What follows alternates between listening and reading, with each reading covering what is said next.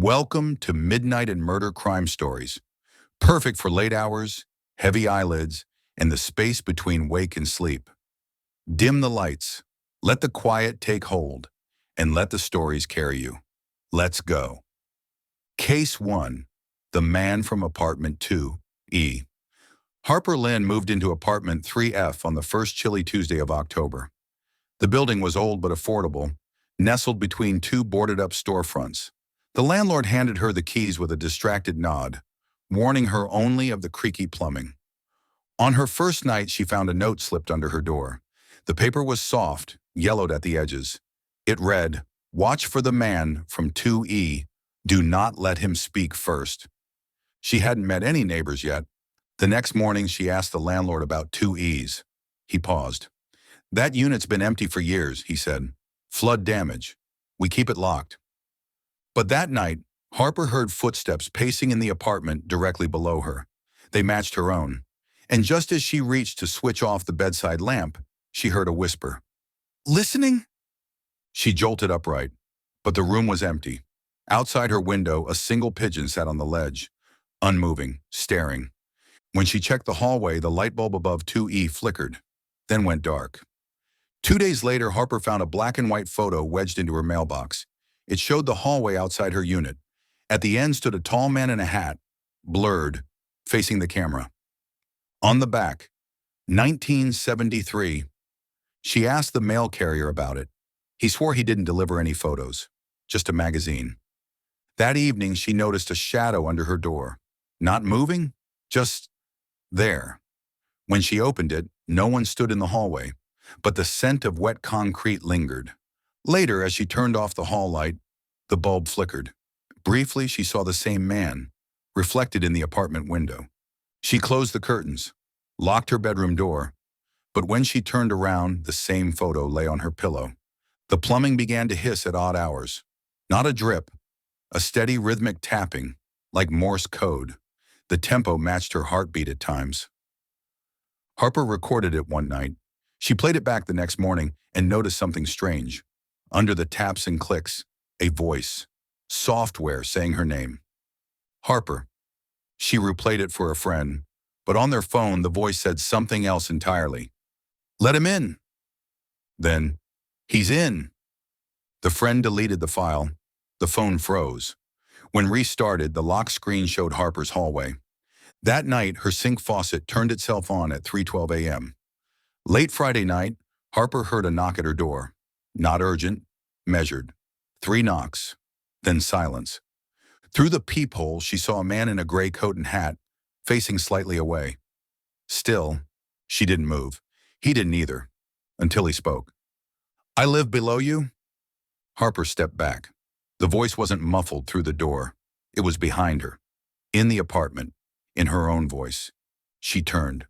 No one there, but a second shadow stretched across the kitchen tiles.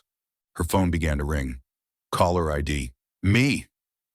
The next morning, Harper demanded the landlord show her apartment 2E. Reluctantly, he unlocked it. The air inside was colder, stagnant. Mold crept along the corners, but everything was intact. A toothbrush on the sink, slippers beside the bed, dishes in the drying rack. A teacup still warm, like someone had just stepped out. She checked the drawers. In one, a notebook filled with dates and one repeated phrase. "Do not let him speak first." In the margins, drawings of mouths, open, screaming, scribbled shut. Behind the bathroom mirror, her name, etched backward into the wall. The elevator had a mirror, warped and old. That night, as she returned from groceries, Harper saw her reflection step into the elevator a second too late. It paused. Then it smiled. She turned around. The elevator was empty. She took the stairs for the rest of the week. But one night, a note was taped to the stairwell door. "You can't run. He rides the walls." Later, she caught a glimpse of herself in the toaster. Her eyes blinked twice, but she hadn't. A new note appeared, slipped into her shoe. "Tonight, 3:12 a.m., he will knock again. Do not speak." Harper stayed awake, phone in hand, lights on. At 3:12, the knock came. But this time, 4 knocks. Different. She spoke. Who's there? No reply, only footsteps, walking through her kitchen. The lights blinked out. Her phone rang. The caller ID said, 2E. A whisper answered, "Thank you." From the bathroom, the sound of the shower turning on. When Harper awoke, she was lying on the floor of apartment 2E. The door was locked from the inside. In the mirror above the dresser, her reflection looked older. Gaunt, wearing a gray coat and hat. Her face was calm, but her eyes screamed. On the nightstand, a new photo. Her at the peephole, looking out. On the back, 2023. And a note in her own handwriting, "Do not let me speak first." In her chest pocket, a key, labeled 2E, and from the hallway, 3 knocks. A pause. Then the doorknob slowly began to turn. Case 2, the clockmaker's signal. Miles Tran, a quiet horologist in his late 30s, ran a tiny repair shop tucked beneath a train overpass. His specialty was antique clocks, the kind with chimes that echoed long after they rang. Business was slow, but Miles liked it that way. One Monday morning, a woman entered his shop. Pale coat, gloves despite the heat. She placed a wooden box on the counter. "It belonged to my grandfather," she said. "Stopped working the night he died. Never started again." The clock was beautiful, oak etched with symbols Miles couldn't place. But the moment he touched it, the air in the shop seemed to bend. Time slowed. The minute hand moved backward once, then froze. "Can you fix it?" she asked. He nodded slowly. She left without a name. He opened the box fully after she left and noticed that the hinge had a faint inscription on the underside. "You are now inside." That night he dreamed of sand slipping through fingers, but the hands were mechanical. That night Miles stayed late to examine the clock. Inside was something he'd never seen. A tiny coil of copper wound in the shape of a spiral eye, tucked behind the chime spring. When he rewound the clock, it didn't tick, it pulsed. Every few seconds, a faint click, followed by static. He recorded the sound, played it through audio software. It wasn't noise, it was Morse code. The message repeated, 12 must speak, then 1 may sleep. Later that night, the lights in the shop dimmed, and a soft knocking came from the case of a grandfather clock he hadn't touched in years. He didn't open it. The next morning, the bell above the shop rang. A man entered, thin, nervous. "Is it true?" he asked. "You've started the signal again?" Miles said nothing. The man placed a photograph on the counter. It was an old picture, taken in the shop, but from the 1940s. Miles recognized the counter, the wallpaper. The clock was in the photo. The man tapped the image. "You're number 5 now." Before leaving, the man handed Miles a business card. It was blank. When Miles turned it over, it read, "Don't rewind what was already meant to stop." The man's reflection in the shop mirror lingered, even after he walked out. That night, Miles dreamed of gears. An endless room of ticking devices, all set to different times. 12 chairs circled a tall pendulum. One chair was empty. When he woke, the air smelled like oil and burnt copper. The clock was ticking. Its hands spun fast, then stopped again. Outside, the streetlights flickered. He checked the photograph again. There were faces in the reflection of the shop window, watching him. One of them was his own, older. On the back of the photograph, a new date had appeared, tomorrow. He found a list behind the clock's inner plate, 12 names, each with a date and a mark beside it. 9 were crossed out, 3 remained.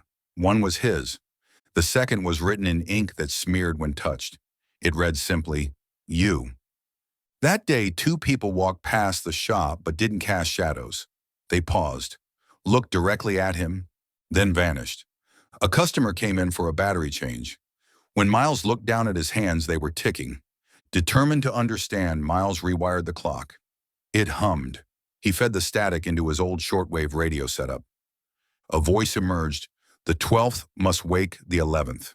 No time without balance." The wall clock stopped. So did the one on his wrist. Every clock in the shop froze at the same moment. Midnight. Then they chimed, all at once. And for a second, the ticking turned into laughter. That night, a letter arrived. No envelope. Handwritten. You've opened the loop. The clock must be sealed, or you take his place. He dreamt again. The room with 12 chairs. This time all were filled. He saw his own face seated in the final spot. A woman at the center, the one who brought the clock, whispered, "One of you must tick. One of you must stop." He woke up to find the repair log open. 12 entries were written in his handwriting, though he had only fixed one clock. Miles tried to destroy the clock, but its parts wouldn't break. The hands resisted, snapping back into place. He left it in the alley behind the shop, walked away. The next morning it was on his workbench. Ticking. He checked the photo again. The man at the counter was now him. He stared through the shop window and saw a customer approaching, a woman with gloves. Behind her, a figure without a shadow, and in the ticking, the words, "Number 5, complete." On the wall, the minute hand on every clock spun forward, then stopped, at his name. Case 3, the garden behind number 12. Alice Green moved into number 10 Maple Crescent in early September. The house was small, a rental, tucked at the end of a quiet cul-de-sac where the lawns were overgrown and the mailboxes rusted. She didn't mind the solitude, in fact she'd sought it out. But on her second day she noticed a gap in the hedge dividing her yard from the next, just wide enough to slip through. Behind it was a garden, strange and wild, too large to belong to number 12, and in its center stood a single wooden chair, facing away, perfectly still. On the third day she watched a bird land on the chair's arm. The moment its claws touched the wood it froze, as if caught mid-breath. Then it vanished. She blinked, unsure of what she'd seen. Alice asked her neighbor about number 12. The woman hesitated, then said, "That house is, vacant." "But someone's gardening," Alice replied. The neighbor looked down. "Then you haven't heard it yet." That night Alice woke at 2:47 a.m. to soft humming, a melody, high and childlike. It came from behind the hedge. When she peered through the gap, the chair was turned toward her. Empty. The garden smelled like old earth and lavender and something coppery. She stayed by the window the rest of the night, listening. The tune never repeated, always new. In the attic, Alice found a journal left by the previous tenant. Only one entry was repeated on every page. "Do not sit in the chair." The handwriting grew more frantic as the pages went on. Some letters had been scratched through violently, as if the writer had tried to erase the warning. The last page was torn out, but in its place lay a single photo. The garden behind the hedge. 12 chairs, all occupied, all facing away. That night she dreamed of them turning, slowly, all at once, and all of them were her. The next morning a letter arrived in her mailbox. No stamp, just her name on the envelope. Inside was a folded map of her yard, hand-drawn. The garden was marked, but it extended far past what should be physically possible, through fences, into basements, and beneath roads. At the center, a label, Origin. Below it, Sit and Remember, or Walk and Forget.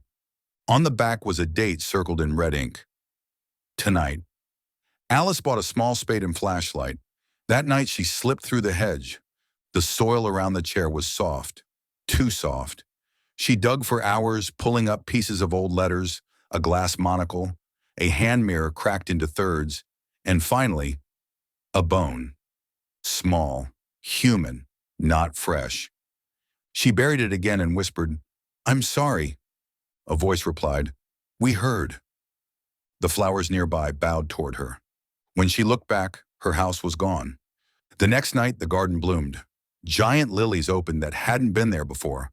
A sunflower turned slowly to follow her as she walked past. Voices rose with the wind, not quite saying anything, just breathing syllables. They seemed to be waiting. Then beneath it all, the chair creaked. It was no longer empty. She could see a figure, blurred, shifting, wearing something familiar, her old scarf. It didn't move, but it was watching. She received another letter, this one folded into a perfect square. It read, "Tonight is the last night. If you sit, you will see. If you turn away, you forget forever." Alice made tea. She lit 3 candles. Then barefoot, she crossed into the garden. The air shimmered. The ground pulsed beneath her feet. The plants leaned closer. She sat. The chair felt warm, alive, like something was breathing beneath the wood. She closed her eyes and remembered. When she opened her eyes, the garden was vast, endless. Chairs stretched out in every direction. She stood. Behind her own chair sat a version of herself, staring blankly ahead. In her hand, the journal, open to a page that hadn't been written yet. She turned. A man stood a few feet away. "Now that you've remembered," he said, "do you still want to live at number 10? She nodded. He handed her a single lavender flower. Then she awoke in her bed. The garden was gone, but the flower remained, drying on her pillow. She looked out the window and saw the chair turned toward her. Case 4, the night custodian. Elias Monroe took a job no one else wanted. Night custodian at the city courthouse. An old stone building with cavernous halls and records that dated back to the 1800s. Quiet work, good pay, no questions. He liked the solitude, mopping halls by moonlight, filing reports no one would ever read. But on his third shift, he noticed something odd. Courtroom 6B was always locked. Every log said unused, but each morning he'd find the light on, and a folder on the judge's bench, labeled retrial. The temperature in the courtroom never matched the rest of the building. It was always colder, still air, like a room sealed in time. He opened the folder once. Inside, a yellowed case report from 1974. Murder. A man named Calvin Roque, accused of killing his wife.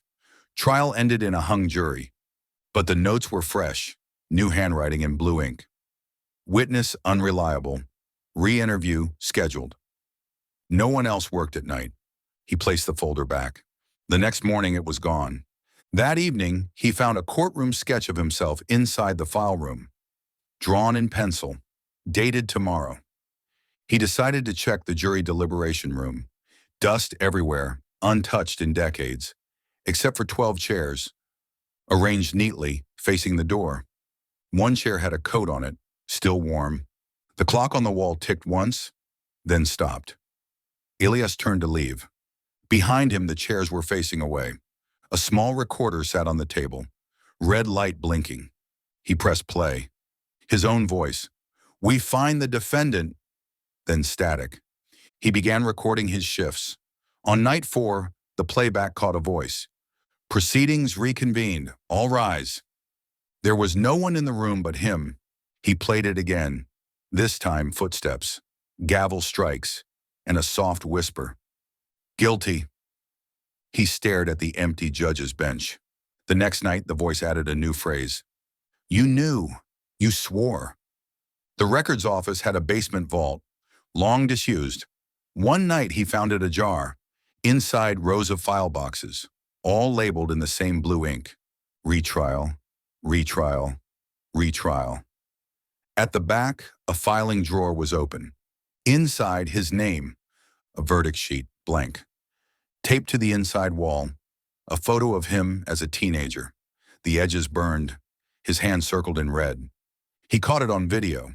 A man in a dark suit walking the gallery in 6B, blurred, unmoving. Elias paused the frame. It was himself, standing behind the jury box. When he returned to the courtroom, the lights flickered. On the bench lay a new folder. Inside, a photo of his apartment door, taken from the hallway.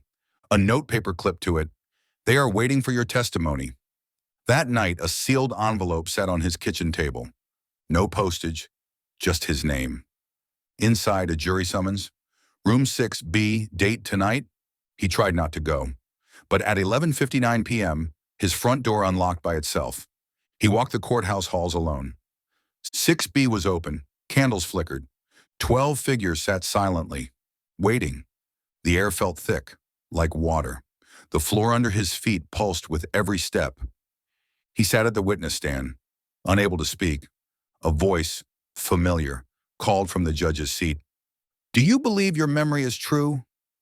He remembered a cabin, a night in the woods, a scream muffled by wind. He said nothing. The verdict form was passed to him, but there were no boxes, just a line. "Who do you blame?" He wrote, "Myself." The lights dimmed. He opened his eyes in the courthouse basement, surrounded by retrial folders. Each one had a name. All the names were his. On the table, a new folder, labeled simply, Next. Case 5. The Bookstore Trapdoor. Natalie Clark took a job at a secondhand bookstore called Past Pages. It was barely marked, just a hanging wooden sign and a small bell above the door. The owner, a man named Vincent, was kind but evasive. "You'll only be here at night," he said. "Just keep the register closed and don't open the trap door." She laughed. "You have a trap door?" He didn't laugh back. "It's not a joke." On her first night, the air felt heavier the moment she stepped behind the counter. Bookshelves loomed like crooked teeth. She caught her reflection in the front window. It blinked a second late. The first few nights were uneventful, quiet, dusty. Natalie cleaned, shelved returns, and listened to jazz on the radio. But she kept glancing at the trap door in the corner behind the counter. Old wood, iron handle, padlocked. By the fifth night, the padlock was gone. In its place, a folded note, "Don't answer the knocking." That night she heard it. 4 knocks, then silence, then 5 knocks. She held her breath. The radio flickered to static, and from beneath her feet, a second knock echoed back, upside down. Behind the register, she found a thin ledger, names, dates, and single words. Returned, accepted, unread. The names were familiar, old authors mostly, but one entry had today's date. Next to it, Natalie Clark. Her entry read, "Pending." She closed the book, looked around. The air smelled faintly of old paper and ink. The trap door creaked, then sighed. Later, the word "pending" was crossed out, replaced with "in progress." Natalie sat near the door and waited. At midnight, she heard it. Not a knock this time, but a voice, faint, repeating her name. "Natalie." She pressed her ear to the wood, heard pages turning. Someone writing, then a rustle, something crawling. She whispered, "Who are you?" The voice replied, "The editor." Then, "You left your ending blank." That night, the ledger changed. Her name was now followed by "Revision in Progress." Books began falling off shelves. Always the same title, "What Comes After the Last Page." She flipped through one. It described her actions from the previous night, word for word. The final line, "She turned the handle." She didn't. Not yet. But the handle twitched on its own. Vincent returned unexpectedly. "You didn't open it, did you?" She shook her head. He sighed. "It's not a basement, it's a draft. Of everything. Stories that want new endings." He handed her a red pen. "If they ask for changes, don't give them endings. Just pauses." That night she dreamed of pages folding like wings, and one sentence repeated endlessly, "Not all drafts are saved." Natalie opened the trapdoor. Stairs descended into shadow. At the bottom, a library, books without covers, desks lit by oil lamps, and people, or shapes of people, hunched over paper, writing, scratching. One turned, had no face. Its pen bled ink onto the desk. It whispered, "What would you change about your life?" Behind her, the trapdoor closed, slowly. Natalie returned upstairs. The trapdoor locked behind her. The red pen was gone. On the counter, the ledger now read, "Rewritten." Her name was no longer listed, but her reflection in the window stayed still as she moved. Then it blinked. Late. She reached toward it. It reached back. Smiling, the reflection turned the handle and stepped away from the glass, leaving Natalie standing alone, holding an open book. The final page was missing. Case 6, The Cold Case at Lambert Pier. Chapter 1, The Call at Midnight.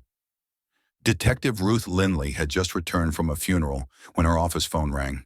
It was nearly midnight. No ID. Just static at first, then a whisper. "Lambert Pier, look again." The line went dead. 10 years earlier, she'd worked the Lambert Pier murder. A man found hanging under the East Dock. Cold case. No leads, no witnesses. She never forgot it. Now someone wanted her to reopen it. She dug through her attic. The case was gone from official record, but her copy, scanned and sealed, was still there. She opened it. Inside, everything was the same, except the final page. Someone had written across it in pencil, "You're not done." When she arrived at the precinct, the file, which had been archived and sealed, sat on her desk. No one claimed responsibility. Inside, the case folder was heavier than she remembered. It now included a photograph she'd never seen, a silhouette watching from the pier at dawn. The timestamp, taken the morning after the body was discovered. Scrawled on the back, "You missed him." There was something else. A new sketch, pencil on torn paper. The man, but beside him, a second figure, child-sized, barefoot. Ruth tracked down the original caller listed in the report, an old fisherman named Marlowe, thought to be senile, unreliable, but he remembered. "She wasn't supposed to be there," he muttered. "The girl in the red coat." "What girl?" He handed her a weathered sketch. A girl at the water's edge, barefoot, looking down. "There was no girl in any of the reports," she said. "She wasn't in the reports," he replied. "She was in the water. She asked me not to speak, said you'd find her in time." With pressure from her captain mounting, Ruth quietly ordered sonar scans around the pier. The divers found something buried in silt, a second body, smaller, wrapped in fabric. Autopsy confirmed it. Female, approximate age 15, died the same night as the man. There was no ID, but in her coat pocket, a silver locket with the initials LD. Inside the locket, 2 photos. One of the man, one of someone Ruth couldn't identify, but looked familiar.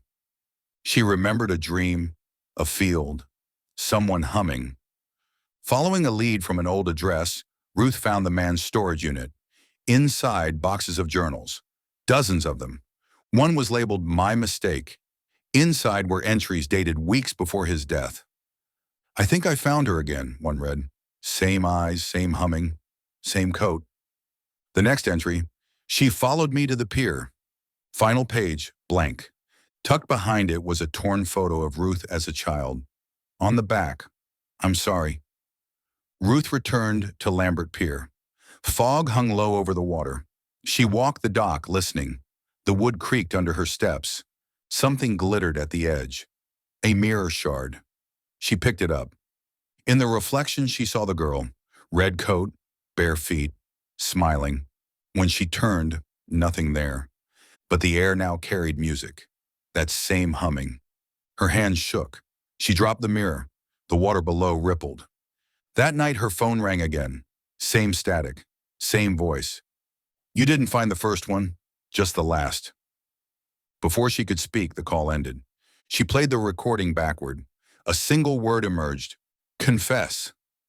She replayed it again. Louder this time, and another message surfaced. "She still waits." Her apartment filled with cold. Frost formed on her window.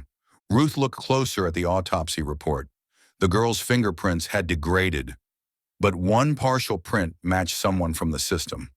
Heron, 30 years ago, Ruth had been pulled from a river, found wearing a red coat. Her childhood memories before that? Gone. She returned to the pier one final time. Fog everywhere. The girl stood waiting. "Why did you leave me?" the girl asked. Ruth stepped closer and remembered drowning. The man had tried to save her, but only one of them came back. The second body was not the second.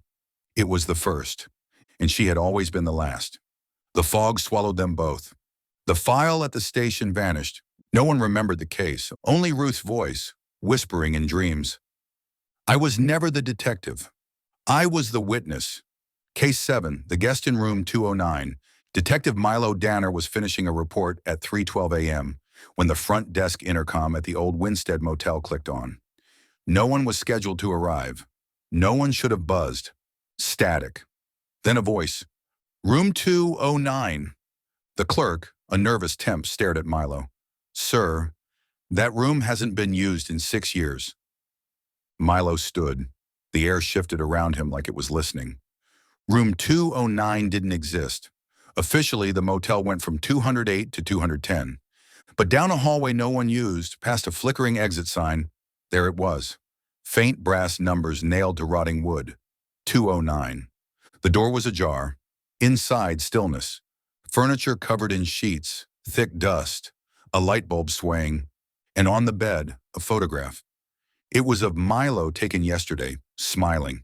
He hadn't smiled in months. On the dresser sat a notebook, leather-bound. The first entry was dated 2 weeks ago, written in his handwriting. 209 is where it started.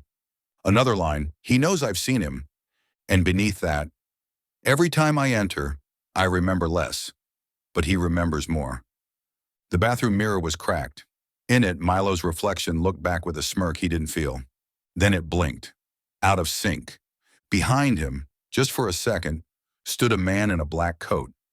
Face blurred like an overexposed photograph. He spun around. Empty. But a second photo now lay on the floor.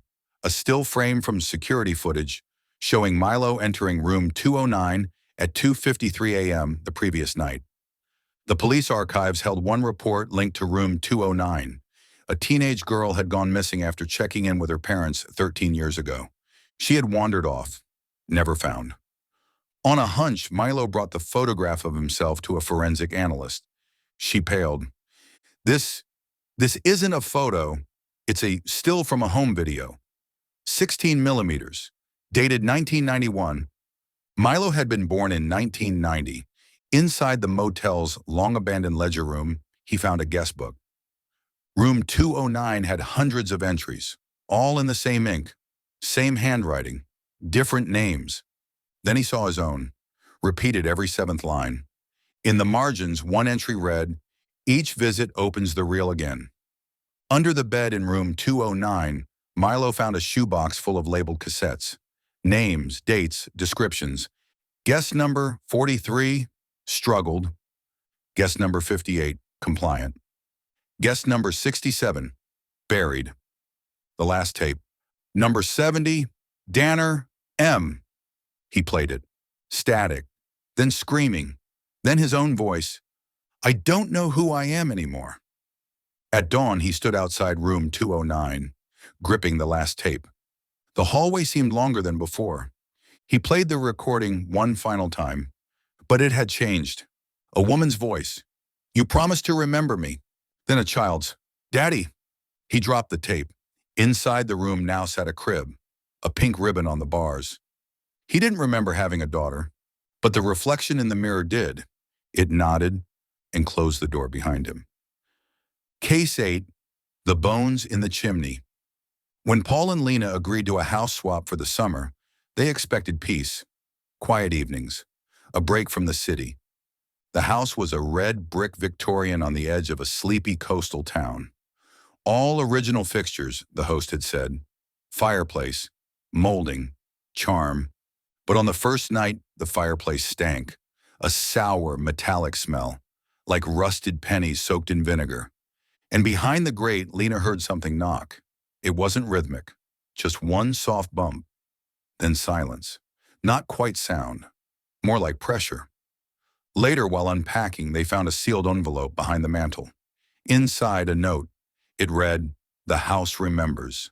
And beneath that, in faded ink, "She never left."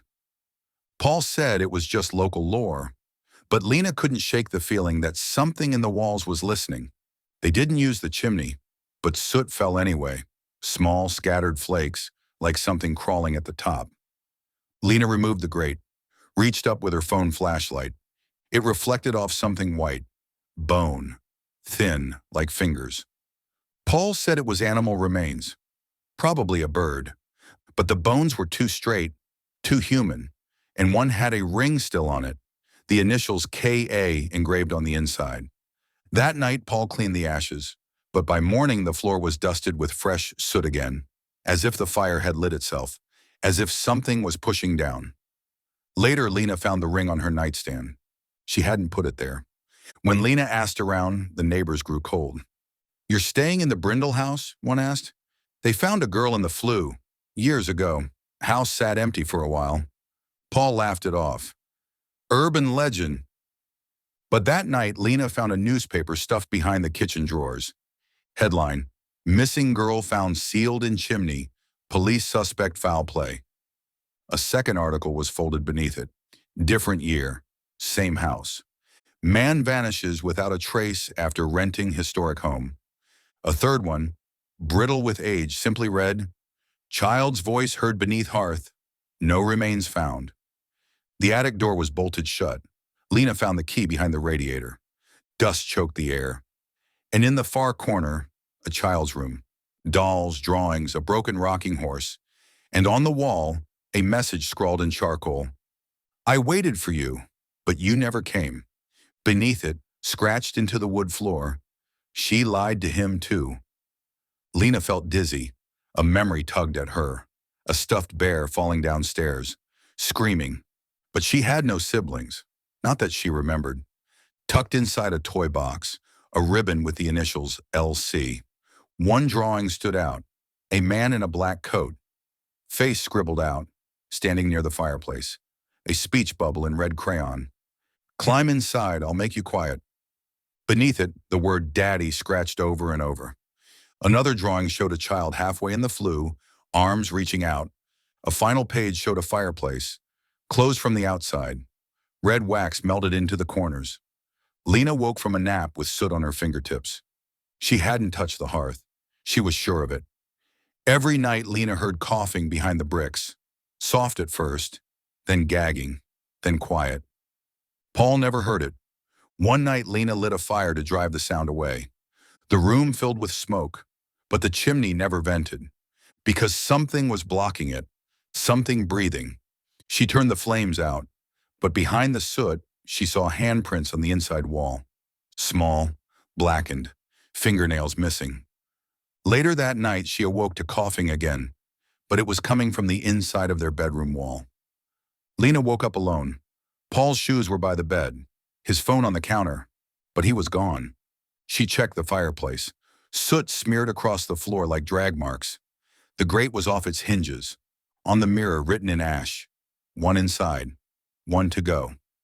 She searched the attic. The message on the wall had changed. Now she waits for you. In the toy chest, Paul's watch, still ticking. A doll beside it now had his eyes.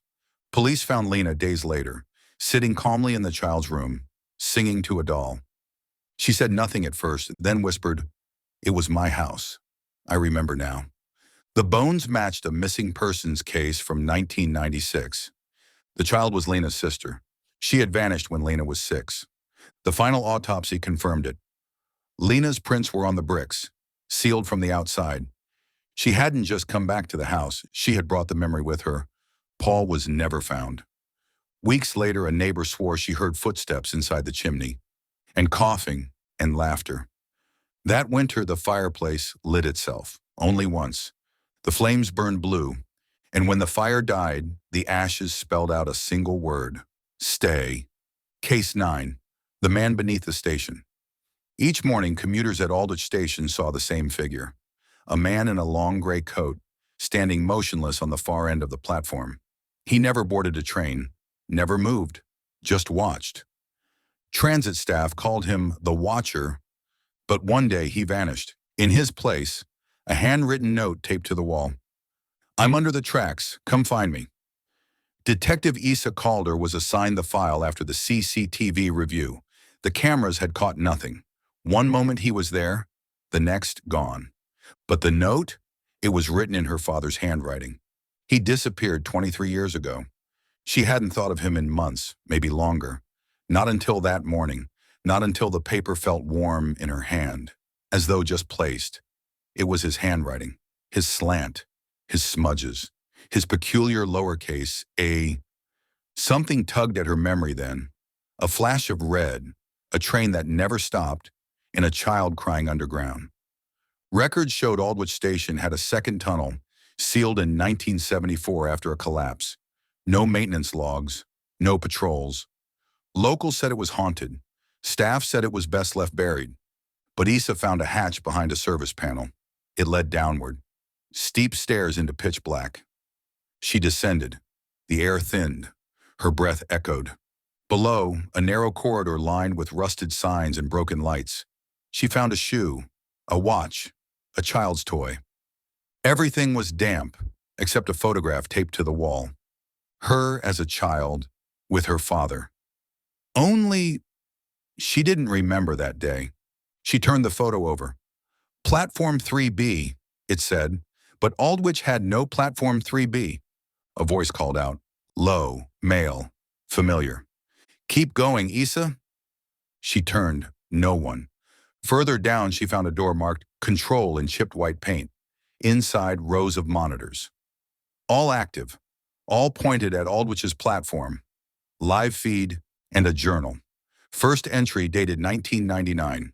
I saw her again. Same red coat, same tilt of the head, same eyes. Later entries grew frantic, paranoid, scribbled drawings of tunnels, of Issa's face with her eyes missing.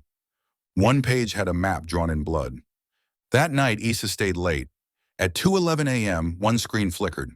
The man in gray appeared. He was staring directly at the camera. Then, he raised a hand and tapped the glass. The monitor cracked. A printed page ejected from the console below. It read, "She's not alone down here." Seconds later, a second page printed, "Neither are you." She turned. Behind her, the reflection in the glass moved. But she hadn't. Following a side tunnel, Issa entered what looked like an old archive room. Hundreds of photographs lined the walls. Missing persons, children, elderly, tourists, all listed as last seen near Aldwych, all dated between 1974 and now. In the center of the room, a phone. It rang. She picked up. A voice whispered, "She brought them here." Click. The wall behind the phone rotated, revealing a spiral staircase descending further underground. On each step, a name. She recognized 4 of them. They were officers, dead officers. Issa caught her reflection in an old glass pane. Her eyes didn't blink. Behind her stood a girl in a red coat. She turned with nothing, but a series of knocks echoed from the corridor. 1, 9, 7, 4. A year. She returned to the main hallway, where there had been 1 tunnel, now 3. Each door marked with a number, 1, 9, 7, and 4. She chose 9. It felt familiar. In one tunnel, she found an office. Dust-covered equipment, files marked classified. One chair, still warm. On the desk, her name badge, but not her current one. An older version, from a department she'd never worked in. Next to it, a tape recorder. She played it. "I made a deal," her father's voice said, "to bring her back. But they don't let you leave, only trade." The tape clicked, then continued. She chose this place, said it reminded her of when she was alive. Issa followed a final hallway. The lights blinked out behind her. At the end, a door. She opened it. Her father stood inside. "You made it," he said, "but you shouldn't have." The door slammed shut. The screens above the station went dark. When they lit up again, the man in gray was back. But this time, he wore Issa's face, waiting on the platform, watching the crowd, waiting for the next one to come down. And far beneath, in the halls that no longer mapped to anywhere real, Issa screamed, but her voice came only through the speakers, and no one above could hear it. Case 10, the window in the field. It arrived in a plain envelope, no stamp, no return address. Inside, a photo of a window standing alone in the middle of an empty field. Wood frame, no glass, just suspended in the air, shadowless. Beneath the photo, in handwriting, Detective Mira Lang recognized instantly. "He's in there. I saw him again. Come before it closes." The signature, Caleb Lang, her brother. Dead 11 years. The coordinates on the back of the photo led to a pasture outside Wren Hollow, an abandoned farming community. The field was barren, save for tall brown grass, cicadas, and silence. And there it was. Just as in the photo, a window, freestanding, untouched by wind, surrounded by flattened grass. It didn't reflect, but when Mira looked through it, she saw a room, a hospital bed, a man with bandages, machines beeping. She stepped around it. Nothing there. She stepped back and looked again. The same room. Her breath caught. The man in the bed had her brother's eyes. She set up camp beside the window. Each night the view shifted. Sometimes the hospital, sometimes a forest, sometimes a bedroom lit only by candlelight. Always her brother appeared, sometimes younger, sometimes older, sometimes crying, sometimes watching her with confusion, as if she were the one behind glass. And once he mouthed something, "Don't follow me again." She wasn't the only one. At dusk on the third day, an elderly man approached, stood 10 feet away, said nothing. He held a photo of a girl. "This window," he whispered. "She came through in 1973. He turned to leave, then paused. "Watch for the second frame. That one opens." It appeared on the fifth night, smaller, shorter, 6 feet from the first. This one had a door frame around it. It hummed. At 3:14 a.m., Mira awoke to find it glowing faintly blue, inside the hospital room again, but this time it was empty. Just the sound of dripping water, and written in fog across the far wall, "Hurry!" She walked through. It didn't feel like crossing anything, just a blink. Now she was inside the room, still, dustless, cold, her breath visible. But everything beyond the walls was dark, like the room floated in space. And then a door opened. Her brother stood there, pale, thin, awake. "I tried to stop you," he said, "but you kept looking." Behind him, darkness moved. Caleb showed her a mirror. It reflected nothing. Then it began to flicker. Different versions of herself, dying, running, screaming. "You broke the loop," he said. "Now you have to seal it." "How?" "Take my place." He handed her a syringe. "I never left. They keep us in the rooms. We power the doors." She refused. He vanished. The room began to collapse, peeling away like paper. Mira ran toward the window frame. She leapt, woke in the field, alone. The frame behind her was gone, but her hands were stained with blood, and in her pocket, a note. "Next time, choose faster." The window never reappeared, but some nights people swear they see her, standing in the field, waiting or watching. Thank you for joining us in Midnight and Murder Crime Stories. As the final whispers fade and the weight of each case settles in the quiet corners of your thoughts, let yourself drift. Whether mystery kept you awake or sleep pulled you under, know that these stories will wait, in the silence between moments, in the pause before a dream. Until next time, rest easy.